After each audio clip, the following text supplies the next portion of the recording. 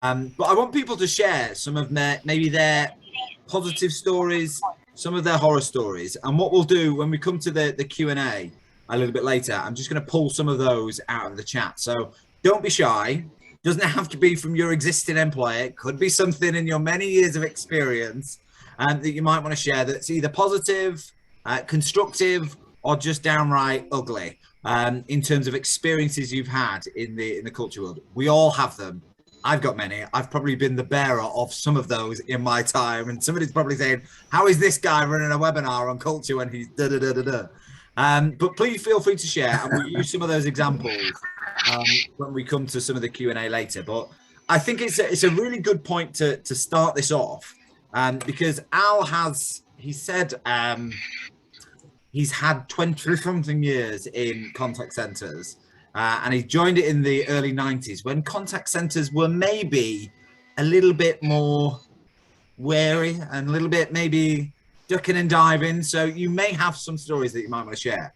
But I wanted to start out by just asking, I suppose, the first of the questions that I had on my list for you today. And it's really, we hear that word culture used a lot in relation to contact centers, probably more than any other industry. And people in contact centers work really, really hard to build that culture.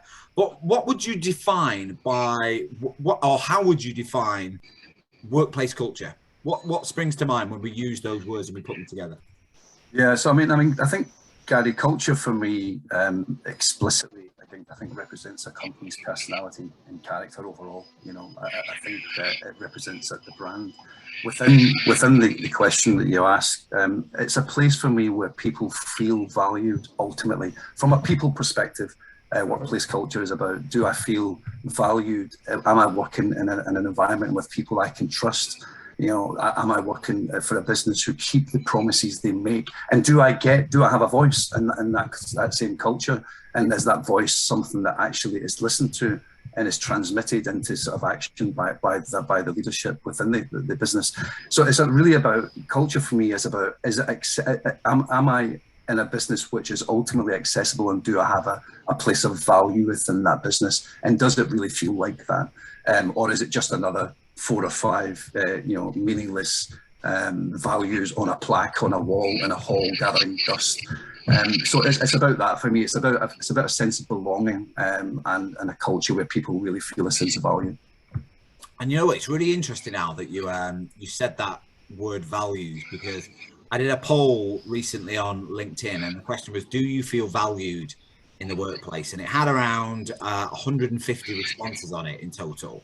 And it was frightening, the response that poll got, because there was around, I think it was 44% of people said that they felt valued in the workplace. So the other 56% of people, that was split nearly evenly around don't feel valued or only sometimes feel valued. So I think it's a really important topic that kind of, I think they're intrinsically linked. And I think one of the things that I wanted to ask, having known you for a while now and knowing what some of your stories are and knowing what you've just said as a definition of workplace culture there, I wanted to ask, given that definition, tell us about some of your past experiences about when that culture might not have been wholly right and it might have gone a little bit wrong. Yeah, that's a good question. I think there's a couple of things I'll say to that. One, I'm quite happy to share a story with you, which I guess I'm glad I went through the experience I'm going to talk about, because it really showed me what not to do, how not to develop a culture. But I'll come to that in a second. It's a real horror story, and it's amusing in its own right. But I think I've worked for a number of companies where the businesses, some companies really do work hard to try to generate and create cultures which are great for people to work in. There's no doubt about the intentions that some businesses have. It's just the execution sometimes falls short. And some businesses just don't get it. You know, I've worked for some companies where there's a range of promises made to get you on the hook to become part of the business, and then very little of that culture is delivered. You know, so we end up working in places which are the polar opposite to perhaps the businesses we thought we were joining. You know, and there's a few examples where from my experience, where the culture has been quite distrustful and actually not very giving in terms of making me feel included as part of that business. And ultimately, I've never stayed with those companies, and I think people do vote with their feet. Today, more than ever, people will vote with their feet based on their experience of the work culture that they either enjoy or don't. Tenure is tied to culture. When you ask people why they stay with a business, you will regularly get feedback from people that it's a great place to work. And then they go on to talk about the culture, and that's why they stay there. I even know people, and many people, who understand that they can actually get more salary and a higher rate of pay elsewhere. However, they're scared to leave the excellent culture they work in. So culture can actually keep people where they are and tied to the business over salary even. But there was one example that I will give, which is the horror story I promised you. So if I think way back, I used to work for, and I don't know if anyone on the call remembers this, in Manchester. There was a business quite some years ago, I think going back now about 18 years, called the Accident Group, and they were one of the pioneer businesses in the personal claims, personal injury claims sort of field, as it was a growing, and kind of an infertile but growing market. And this business and a couple of others, Claims Direct, were kind of spearheading the charge into that sector. Now, the Accident Group were in a lot of ways great to work for. I learned a lot of my trade there. I learned what leadership was, and there was some great elements of that experience that gave me some of the shape that I am today. And I can't take that away from the business. However, the culture was one of pressure over good treatment. It was one of,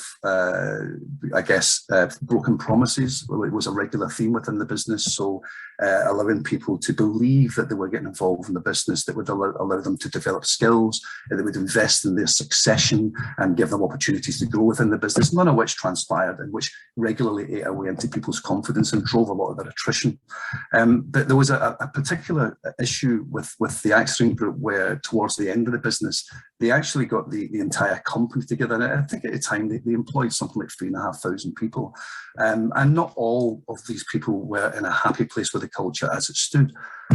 So they needed some reasons to start really believing the company, I think, because the company was starting to face a real issue around pending attrition en masse. The business got us together, and they presented to us a plan. This was, I think, in December 2002, and they presented a plan to us, which essentially said the future is great, the future is bright. Here's a growth plan for the next 3 years. Everybody's jobs are secure. We're going to grow the business.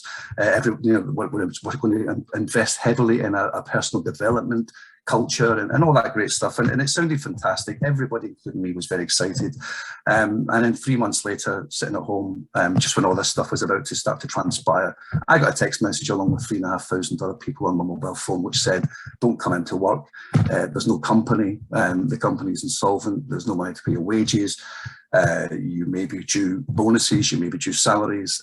Those payments aren't going to be forthcoming. There is no company. Please don't come to the premises, as it's now under the control of the liquidators," and who are PricewaterhouseCoopers. And I made my way, as did 3,000 other people, the next day from all different parts of Great Britain, Scotland. There's people from Inverness, people from London, Southend-on-Sea, and en masse landed in King Street in Manchester the next morning. To be completely and utterly ignored by the 2 or 3 directors who did turn up just to collect their own belongings. And what we saw there was a real sense of, not sense of, but demonstration of how that culture was completely untrue in its promises, and how that ended up making people feel. And ultimately what happened there was hundreds, thousands of people ended up having their entire lives disrupted in an unexpected way. So, and in these situations, I think that had the Accident Group or any business, I guess, over time been more honest with the staff around the difficulties the business was about to face, and explained, that there would have to be changes, or even that the business was under risk completely. People have, I guess, we're all human, and we all have the ability to be understanding about these things.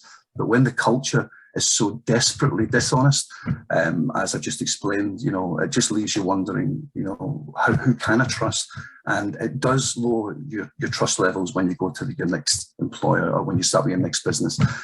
So it has a really detrimental effect on us as people. But it's a pretty extreme story. But as it transpired, actually, there was no real reason other than the fact that the directorship decided to dismantle the business and, into the bank accounts for personal gain. It was a pretty horrible situation. But the treatment of the people in the process of that, I think, stands up as one of the worst experiences I've ever had. But again, I took a lot away from that in terms of understanding how to treat people well, how to communicate challenge and difficulty well and clearly, and how to bring people along for these uncomfortable journeys much more positively and in a much more connected way. So, I took a lot away from it, but, it's a pretty horrific situation for those involved. So I'm going to draw on a few things that you've talked about there, Al, because I think you've mentioned some really valuable stuff in life lessons that we as leaders can take away and manage that culture of culture, which is all around the big thing that I heard there was transparency of communication,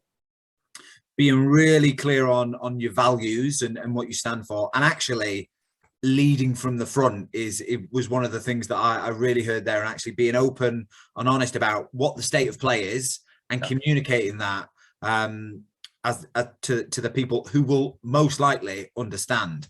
And your example there, that was 18, 20 years ago. Would I be right in saying that? Yeah, around that time, yeah. So thinking that through and thinking about everything that we've just heard from you there, and then thinking about P&O and what's just happened, what have we learned in 20 plus years to have that happen again? Well, that's a really good question as well, Gary. I think the first thing I would say is that I'm happy to say, and we all understand this.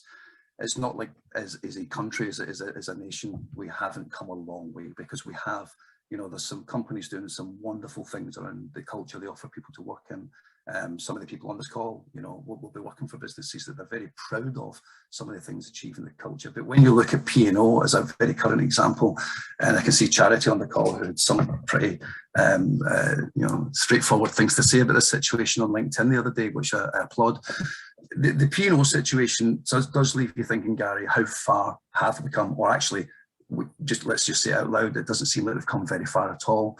I was particularly horrified with the P&O scenario, and I think the hiring and firing, the deliberate tactical hiring and firing culture is appalling anyway. I just find it, absolutely abhorrent. But when I heard about the P&O situation, quite naturally, the first instinctive thing I did was go back to the accident group experience and tie the two together and thought, well, actually, for some businesses and for some leaders in business, clearly they haven't learned and they haven't listened. It is in the minority, and I know in that industry as well, in that particular industry, it's not unusual to see that kind of practice being applied. But one of the things that is key in this is that if we are going to make changes, P&O, for example, said if we didn't do something, we would maybe have to have closed as a business, or definitely shrunk in size quite considerably. Well, that's fine. And like I said the other day on conversations on LinkedIn with a number of people are understanding of situations, and we're all adults and we're all mature. We're all capable of understanding.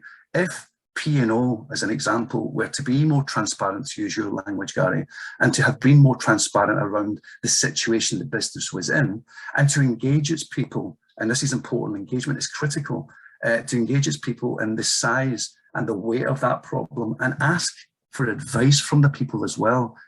People can help, your people can help you navigate the storms that you don't think are able to be navigated. People have answers, and this ability to help and this desire to help is inherent in your team. They want to be those people. And what P&O didn't do, and what they completely failed to do, was understand that they would inevitably have been able to find some answers, and if not answers to the problem, at least the buy-in of the people in the teams to be able to understand the situation and not necessarily celebrate or support the fact that they may be out of a job, but understand why, and be left with a feeling of still being valued in the equation. And it's that lack of transparency and it's that lack of trust that generates, which ultimately has and will have damaged for a long time to come the P&O brand. So, shame on them, but they deserve the weight of the reaction they're getting from the public as a result of this. Transparency is important, but respect is a value within a culture, is critical. And I didn't see an ounce of that in the way that P&O handled themselves. And I still don't, to be honest, because they're still taking no responsibility for it. And if you were to shrink that problem and kind of, spread that across the wider sort of UK map, there are businesses who still fall short in terms of respect and transparency, and including their people and allowing their people to be part of the innovation culture and to have a voice. There are still businesses who struggle to get that right. I've worked for a few of them myself in the last 10 years or so, and we have an opportunity now more than ever, I think, to really improve our understanding as leaders in business as to how to build a great culture. And clearly one of the key things we need to do to be able to build great work cultures is to include our people as part of the solution, not try and avoid them as part of the problem. Yeah, I particularly like what you were talking about there in terms of how your people can help you weather the storm. Yeah, absolutely. When you're in an organization and you feel part of that organization and you're loyal to it and you feel value to it, you're more likely to take a more flexible approach, perhaps with pay, perhaps with leave. If you understand they're in financial vulnerability, I think the challenge that I would say to P&O, or the bit that I reflect on with P&O, is this didn't happen overnight. They didn't get themselves into that position in a matter of days, weeks. It's got to have been brewing for months. So it's at what point do you start to engage that population to say, right, we're in trouble here, guys, and how do you mitigate people then jumping ship, which is going to then potentially cause more risks and more issues and more strain on the business? How do you get that balance? Well, look, every business is going to come across some set of challenges which might be affecting the shape and size of the business, shrinking the business, preventing the business from growing the bottom line. Every business will have some sort of dilemma on a day-to-day basis.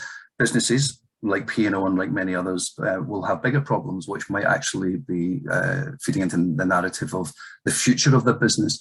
Now, as a leader in business, I would suggest that when we first start to understand that there may be a problem of that nature within our business, the instinctive and first thing we should do is is to look at that quite strategically within our exec and our sort of senior team to see if there is a problem with a weight that can't be shifted that's actually going to go with us for some time.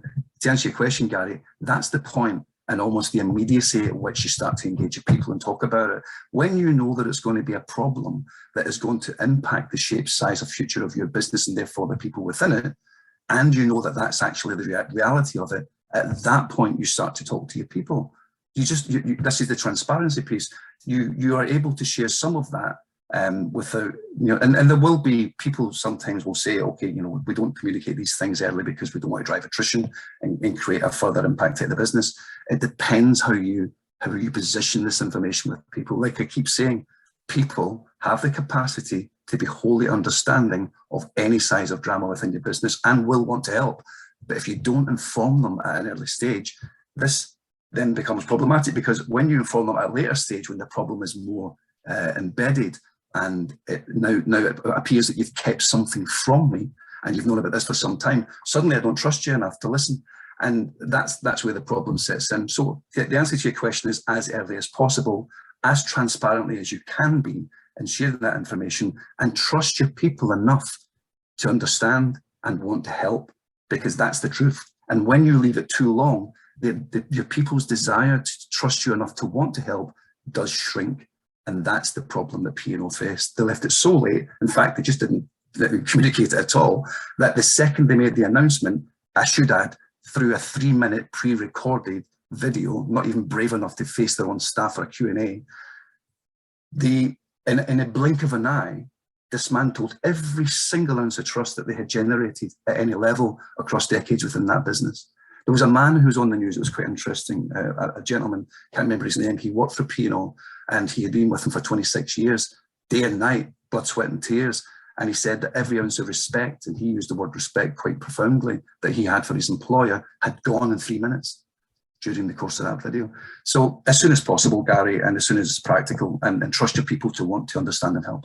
And I think you've used the word trust a number of times here, and I think that's a really key part for me. And I think there was news on today, and I don't know whether anybody's seen the news this morning, but somebody from P&O, a senior exec, was being interviewed this morning and was asked, in your performance review, if you are offered a profit share, would you accept that profit share, knowing that all these people have been put out of work? And his salary, by the way, he said was £320,000 per year, and he was asked if he would accept that profit share, and he says, I couldn't comment on that. Which, again, when you think of everything that's happened, you still can't face off and be transparent and show a real clear leadership as part of that. So I suppose my question there comes is, hopefully most organizations aren't going to find themselves in an accident group or a P&O position.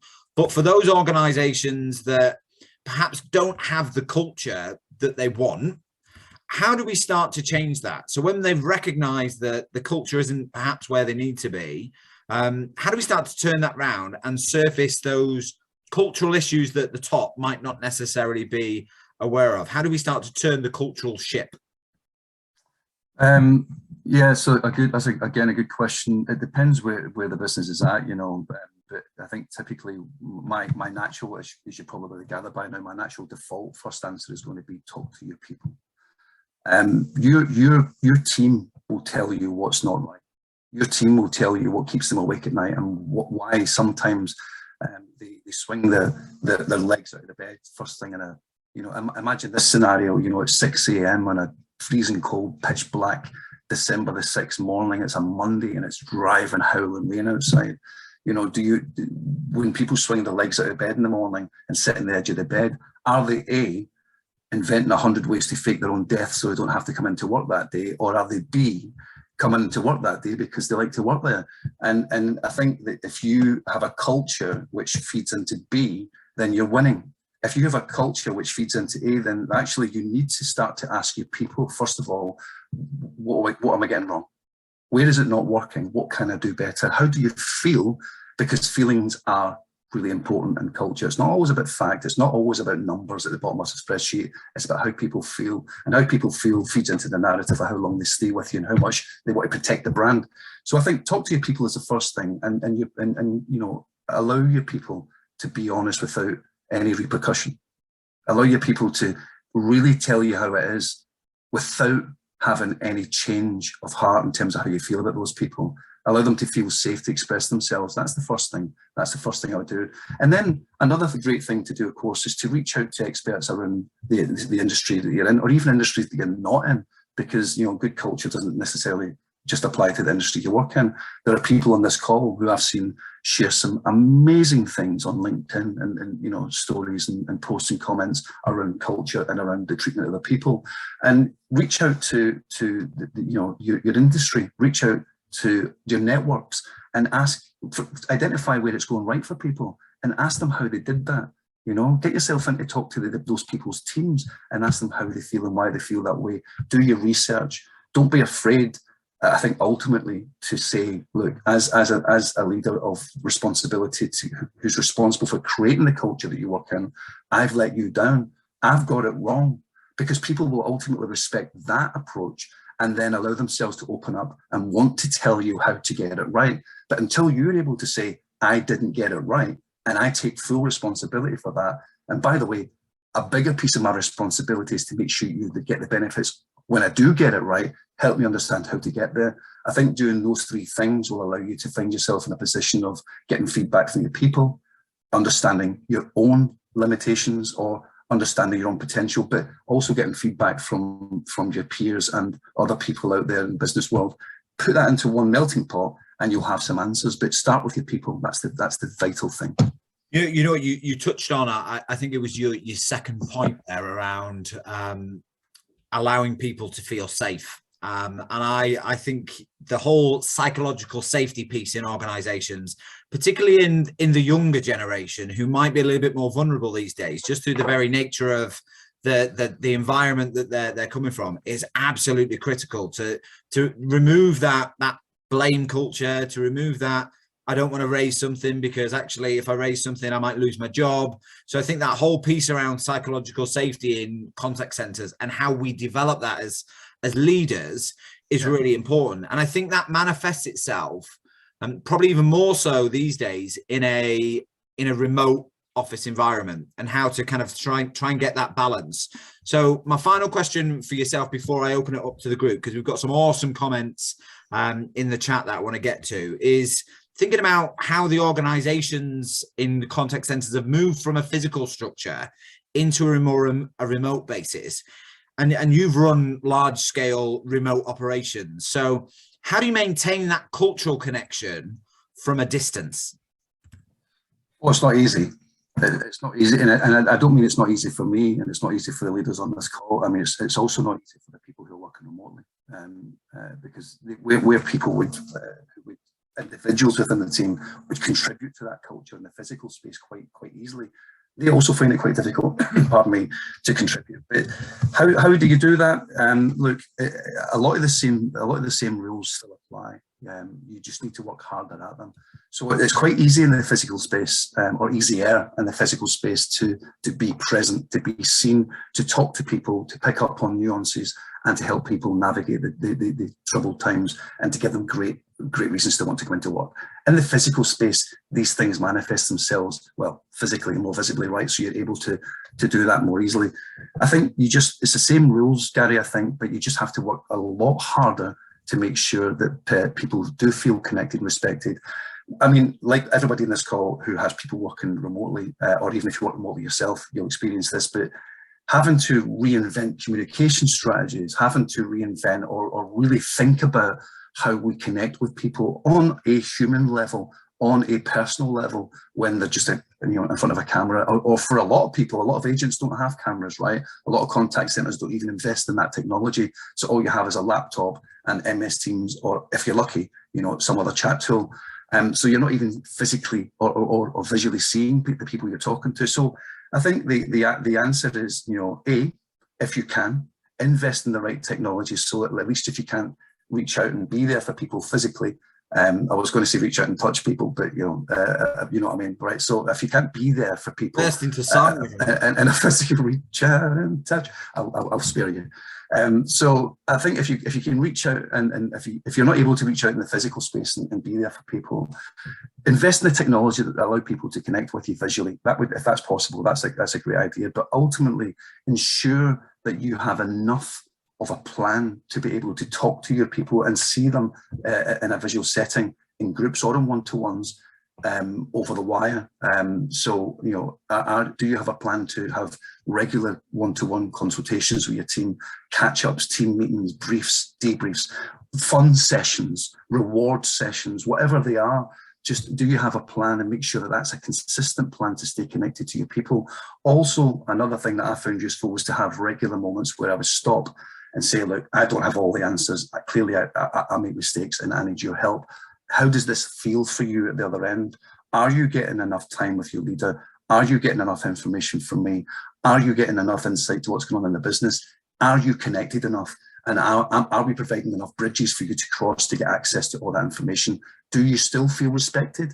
It's easy to come across as dismissive, or like you're not listening on a message if you're a team leader, for example, where actually your intention might be to really include somebody at the other end. Did the team leader use the right language? Did the team leader use the right tone? And was that received in the right way at the other end? It might be that the team leader's intention was completely right, but just the style was missing, and so it was ill received. So that last thing I was just going to touch on, therefore, was enable your leadership team, enable your coaches and your team leaders and everyone else who run teams or who are responsible for people to understand how to communicate on a remote basis. What language is best to use? What tools should we be employing? How do we connect with our people brilliantly over the wire? And I guess the last thing as well is to bring people, if possible, into the same space once in a while. Not everybody will be working from home permanently. Some will be hybrid and some will be completely office-based. But if it's possible, once a week, once every 2 weeks, twice a month, whatever it is, bring people into the same physical space to ensure that connection, that human connection, still has an opportunity to thrive. And when they go back to that remote space, they will feel more connected as a result of that top up. It's like topping up a battery. You know, you just have to do it now and again, and people will stay charged. But these are some of the simple things that I've employed, Gary. Absolutely. Ever ready, Duracell. There we go. Ever ready.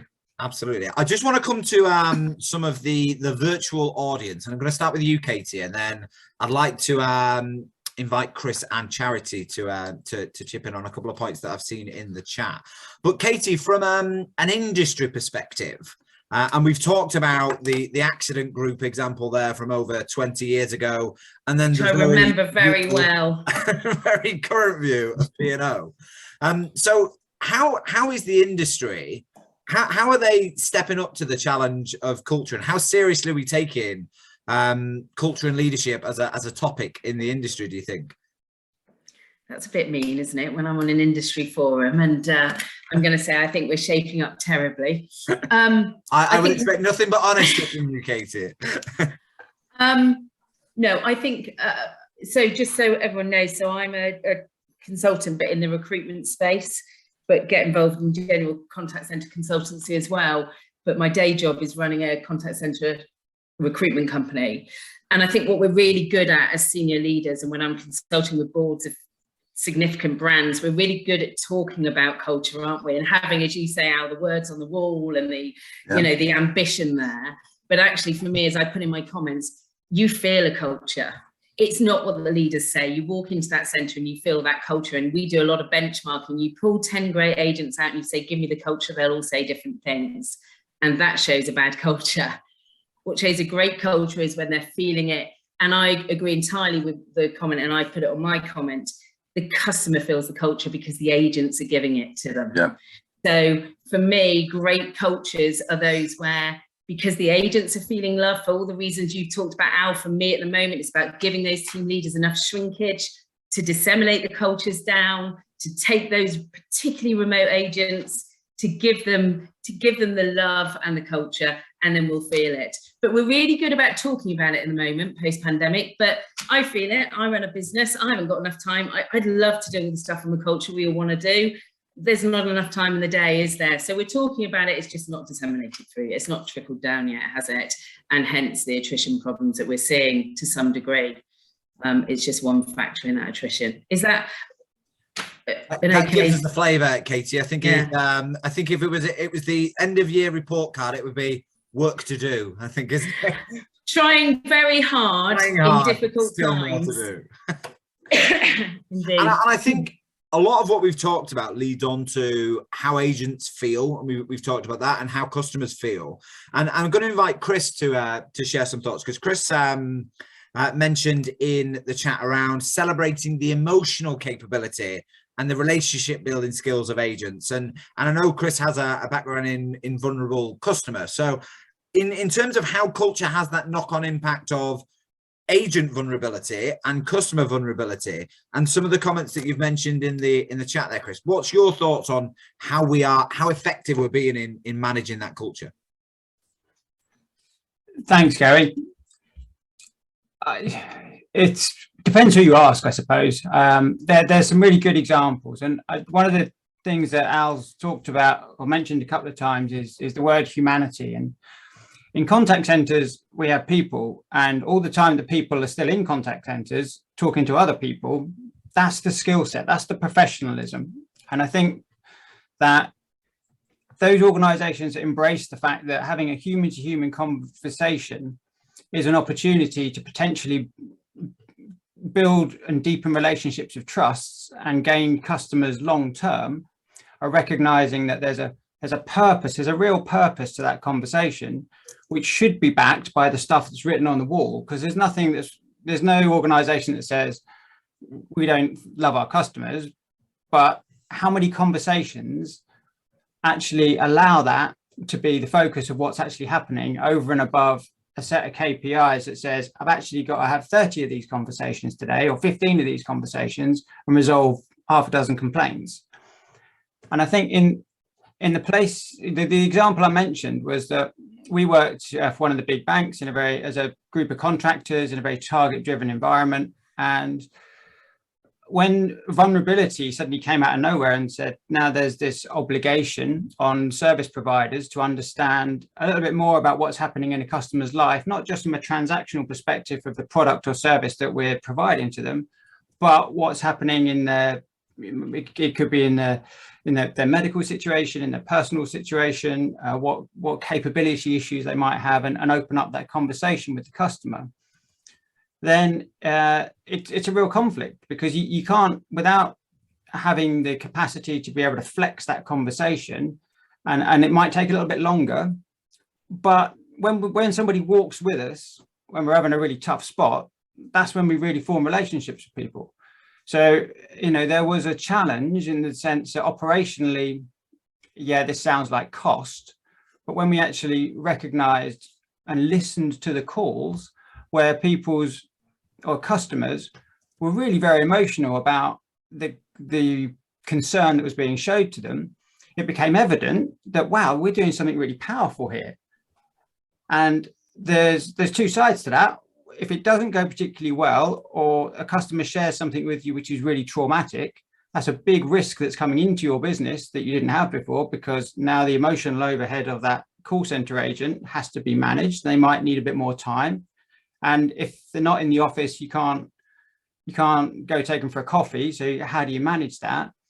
But on the other side, if it goes really well, the call agent goes home at the end of the day saying, yeah, I did my target, and I really helped a few people out. And that's the swinging the legs out of bed in the morning, Al. So I think that where we recognize and celebrate the humanity, and what we found was the people that did really well with the emotional connectivity stuff weren't the people that we were regularly saying, this guy's smashing it out of the park, you know, what a fantastic call center agent. And that rebalancing, that changed the culture, because it wasn't just about achievement all the time. It was about, you know what, this guy's been here for years and nobody's really noticed him, but he's got such a caring manner about him. He's potentially more valuable to our business long term than somebody that comes in and within 3 days is like knocking the target out of the park because they're slicing the corners off in certain areas. And you know, I've definitely seen that, where everybody gets praised for smashing the target and hitting the numbers and generating the revenue, but actually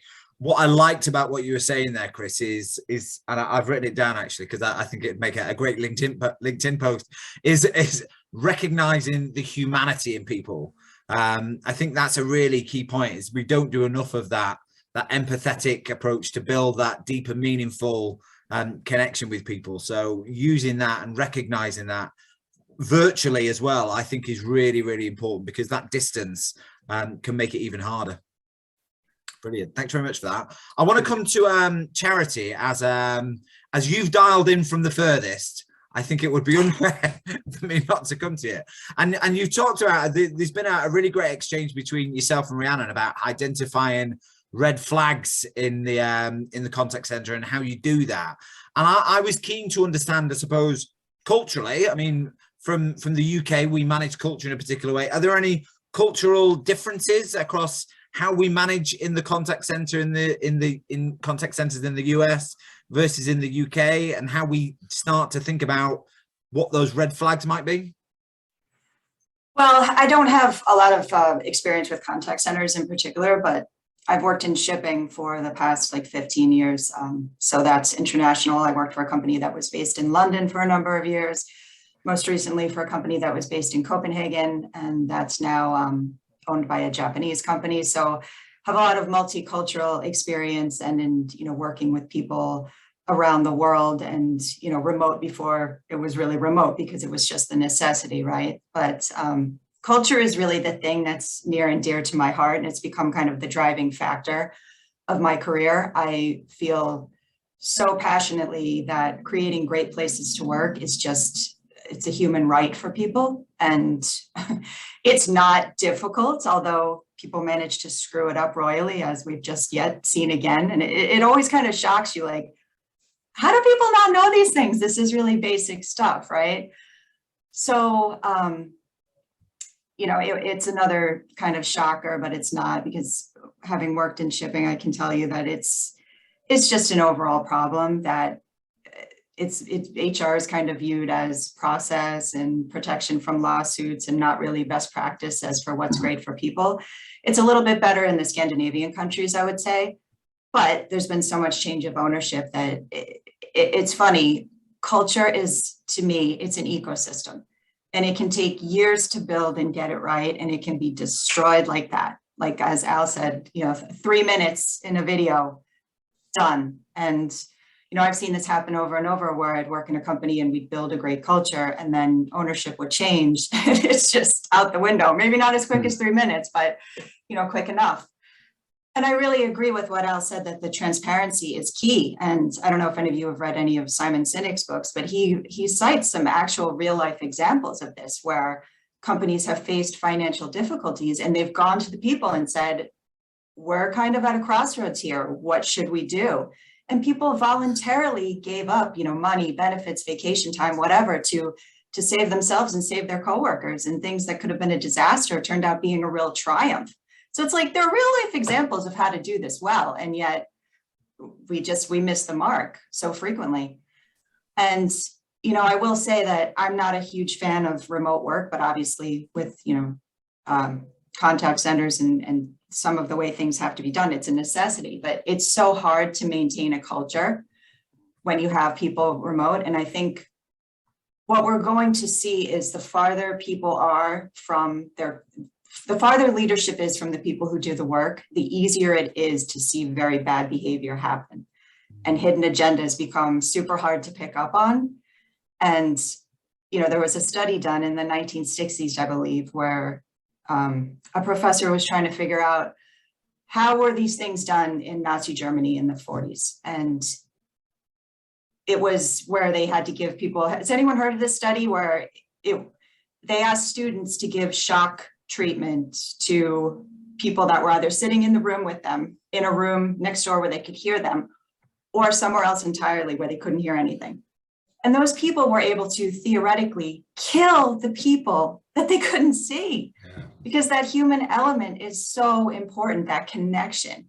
And so it'll be interesting to see how we manage remote work as we go forward and how that affects culture. But yeah, I'm curious to hear all of your thoughts. Yeah, definitely. And I have heard of that study, actually. I'm a big fan of psychology, and that kind of stuff really makes you think about what is humanly possible in the right circumstances or the wrong circumstances, as that might be. But I'm interested, you touched on something there, and I think I'll fire this question to Al, because I know you've had a variety of different jobs and a variety of different bosses, Al.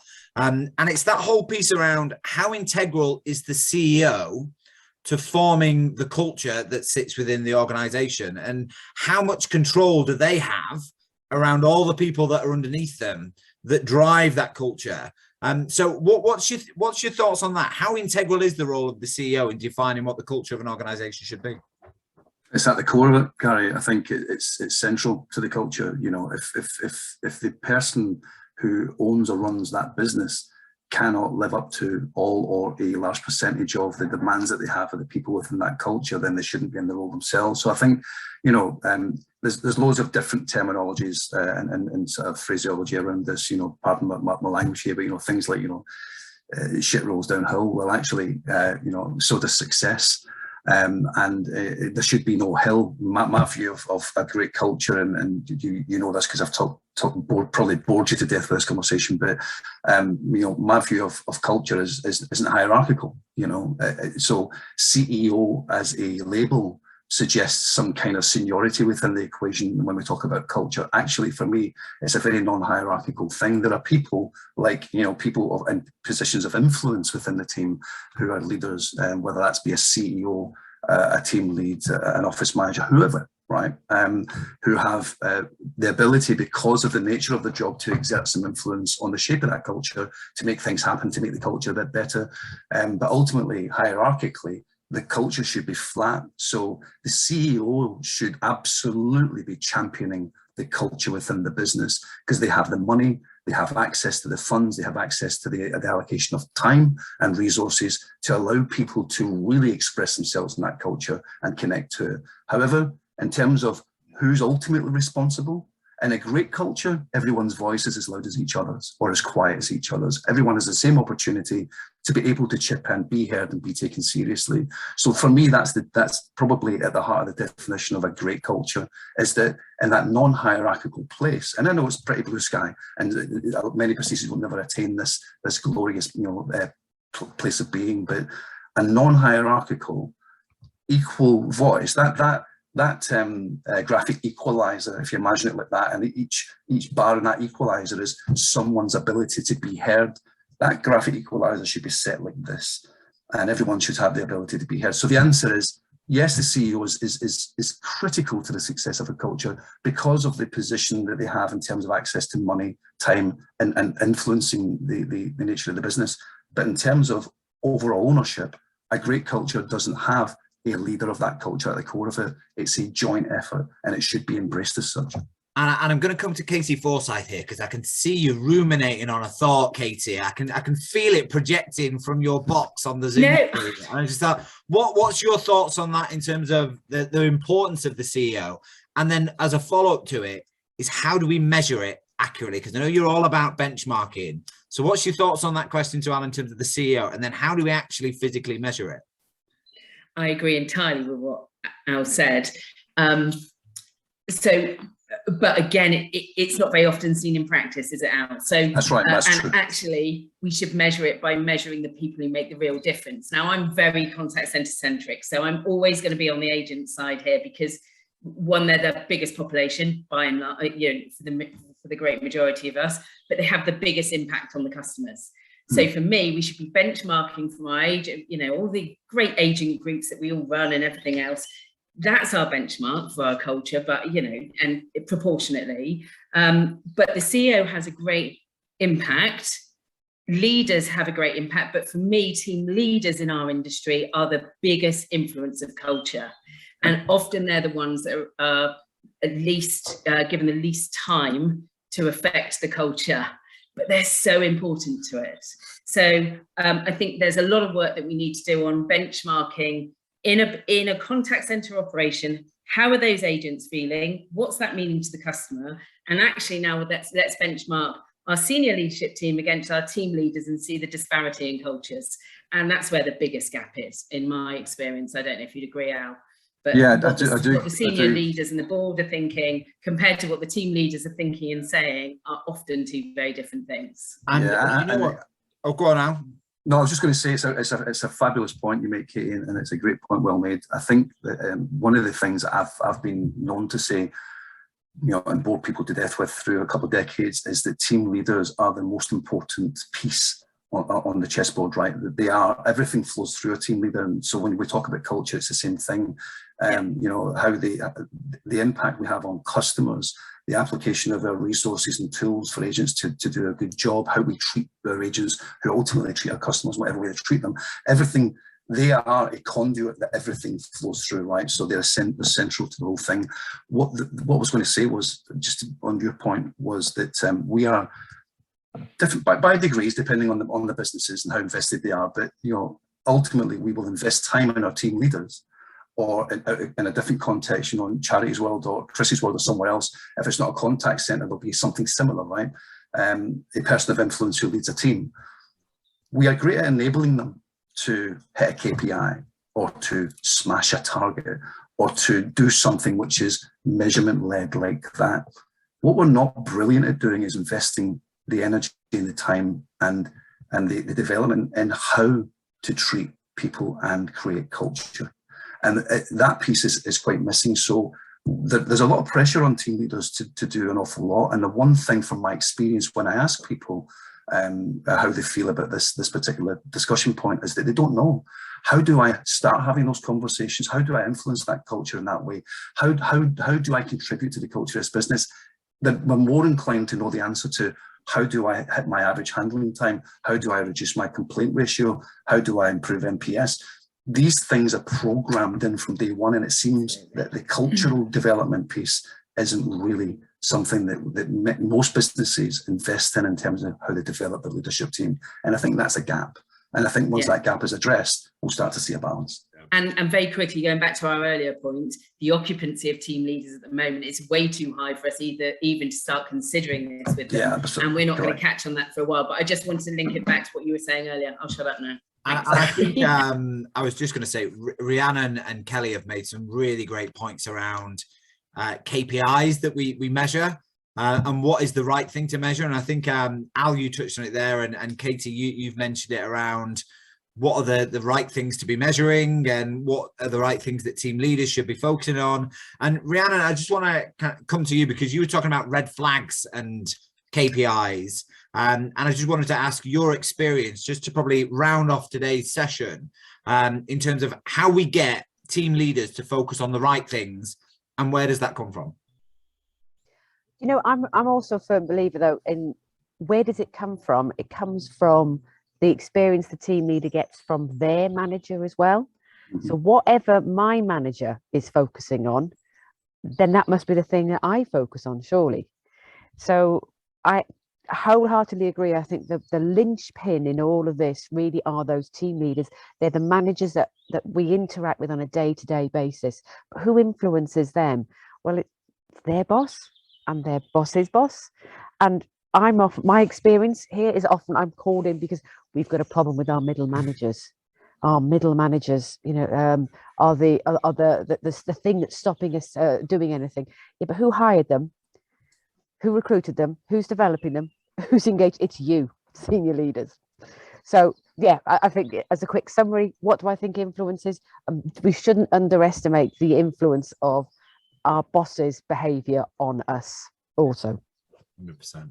And Al, I'm going to allow you just to round off today's session with your one pearl of wisdom before we wrap up for today. If there was one pearl of wisdom relating to culture and leadership, what would you say it is?